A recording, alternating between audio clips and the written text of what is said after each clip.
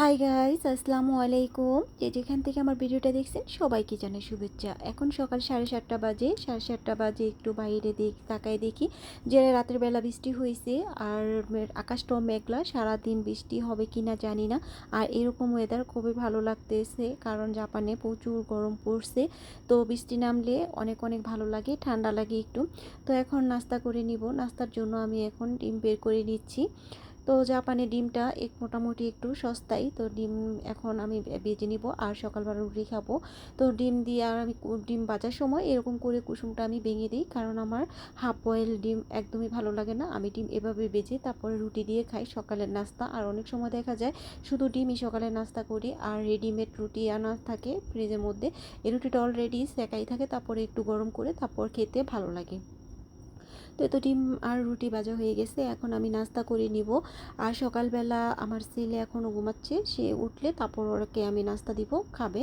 তো আমারটা আমি এখন নাস্তা করে নিচ্ছি। আর নাস্তা করে দুপুরের জন্য রান্নাবান্না করব। মাছ আমি আগে ভিজিয়ে নিছি।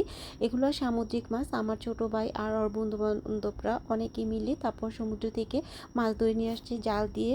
মানে আমি যখন ধরে নিয়ে আসছি তখন আমি আর ভিডিও করতে পারিনি, কারণ রাত্রে তখন 3:30 বাজে আসতে আসতে, এই জন্য আর ভিডিও করা হয়নি। তো এখন আর যে চিংড়ি মাছগুলো দেখতেছেন, এই চিংড়ি মাছগুলো আমার ভাইয়া যে খাবার ফ্যাক্টরিতে জব করে ওইখান থেকে নিয়ে আসছে। এই এই চিংড়িগুলা ওইখানে খাবার বেশি হলে যারা যারা জব করে ওইখানে সবাইকে দিয়ে দেয়। তো আমার ভাইয়া এরকম আর 3 প্যাকেট নিয়ে আসছে। তো আজকে রান্না করব চিংড়ি মাছ দিয়ে, লাউ রান্না করব, আলু টমেটো দিয়ে, সামুদ্রিক মাছ দিয়ে বিরিয়ানি রান্না করব। আর আমার আলু আর মানে টমেটো দিয়ে যে বিরিয়ানিটা করি আমি, এটা অনেক অনেক পছন্দ আমার ছোটো ভাইয়ের। আমারও পছন্দ, আমার খুবই ভালো লাগে আলুর বিরিয়ানি মাছ দিয়ে। তো বা এক কড়াইতে আমি বসিয়ে দিব তরকারি, আরেক চুলার মধ্যে আমি এখন মাছটা ভেজে নিচ্ছি। দুই চুলার মধ্যে আমি তাড়াতাড়ি করে রান্নাটা বসিয়ে দিচ্ছি, কারণ দুপুরে রান্না একটু তাড়াতাড়ি করতে হয়। আমার ছেলের আবার খিদে লাগে তাড়াতাড়ি, এই জন্য তাড়াতাড়ি রান্নাটা করতে হয়। তো আমি এখানে মশলাটা কষিয়ে নিচ্ছি লাউ রান্না করার জন্য। আর চিংড়ি মাছগুলো, আমার চিংড়ি মাছ দিয়ে সব তরকারি রান্না করতে মানে ভালো লাগে এবং খেতেও ভালো লাগে। সমুদ্র থেকে যখন এই মাছগুলো নিয়ে আসছে তখন মনে হয়েছে যে আমার কাছে দেখে যেন মানে মজা লাগবে না। তো মাছগুলো আমি ভালো করে একটু ধুয়ে পরিষ্কার করে রান্না করার পর যখন আমি তরকারি রান্না করছি, তরকারি এত সুন্দর একটা ফ্লেভার বের হয়েছে। এই তো এখন চিংড়ি মাছটা মশলার সাথে কষিয়ে নিচ্ছি। কষিয়ে নিয়ে তারপর লাউটা দিয়ে দিচ্ছি। আর লাউটার মধ্যে পানি উঠছে, এই পানিতেই সিদ্ধ হবে লাউ। আমি এক্সট্রা কোনো আর পানি ব্যবহার করব না, মানে দিব না তরকারির মধ্যে। লাউটা আমি এত পানি পানি রাখবো না। আর লাউয়ের মধ্যে দিব টমেটো।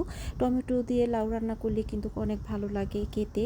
তো টমেটোটা দিয়েছি আমি লাস্ট পর্যায়ে, কারণ এই দেশের সকল তরকারিগুলাই কিন্তু মানে তাড়াতাড়ি হয়ে যায়। আলু যে আছে, আলুটা তরকারির আগে সিদ্ধ হয়ে যায়, মানে যে সবজিটা দিয়ে আলুর সাথে রান্না করব ওই সবজিটা হওয়ার সাথে সাথে মানে এর আগে আলুটা হয়ে যায়। এত তাড়াতাড়ি আলু সিদ্ধ হয়ে যায়, আমার ভাবতেই অবাক লাগে। এরকম মানে আমাদের দেশে তো আলু সিদ্ধ করতে করতেই তো মানে সময় চলে যায়, আলু সিদ্ধ হয় না।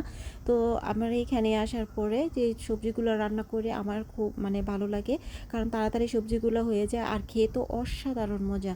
এই তো লাউ তরকারিটা হয়ে গেছে। এখন আমি লাউ তরকারিটা একটু নেড়ে চেড়ে দিব, নেড়ে চেড়ে তারপর আমি এখানে দিয়ে দিব কিছু ধনিয়া পাতা কুচি দিব। আর লাউ তরকারির মধ্যে তো ধনিয়া পাতা কুচি দিলে খেতে অসাধারণ মজা লাগে, একদম শীতকালীন সবজির একটা ফ্লেভার আসে, খুবই ভালো লাগে আমার কাছে এই ধনিয়া পাতা কুচিটা মানে তরকারির মধ্যে দিলে।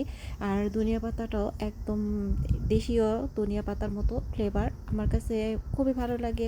যদিও আমি অল্প সময় হয়েছে আসছি, কিন্তু এর মধ্যে আমার অনেক কিছু আমি দেখছি। তো এদিকে আলু তরকারিটা মশলাটা কষিয়ে আলুটা দিয়ে দিয়েছি। এখন আলুটা কিছুক্ষণ সময় আমি কষিয়ে নেব।